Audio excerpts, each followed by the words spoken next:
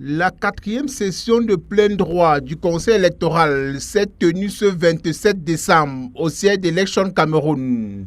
Au centre des débats, la publication des listes des candidats réhabilités. Il sera donc essentiellement consacré à la publication des listes des candidatures ayant fait l'objet de réhabilitation, de confirmation de rejet et celles dont le redressement d'erreurs matérielles a été ordonné par les juridictions compétentes.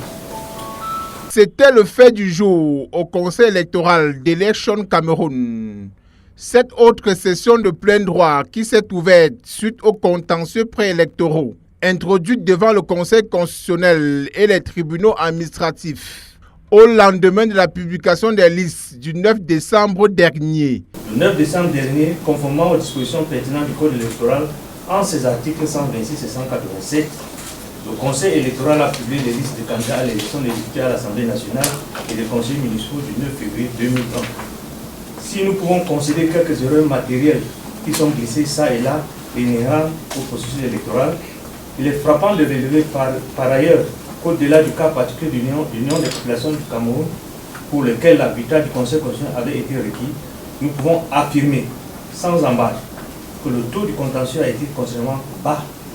Avant d'entrer dans le vif du sujet, le patron des élections s'est félicité de la récente descente sur le terrain. De notre récente descente sur le terrain, où nous sommes allés nous enquérir de l'état d'avancement des travaux des préparatifs du scrutin en perspective au niveau des demandements territoriaux de l'élection du Cameroun.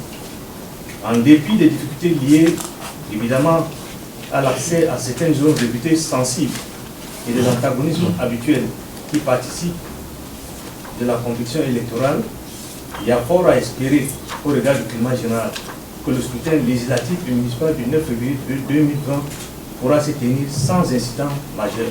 En dépit des difficultés évidentes liées à certaines zones, Enoch Abraham Egbe rassure que les élections se feront le 9 février prochain sur toute l'étendue du territoire national.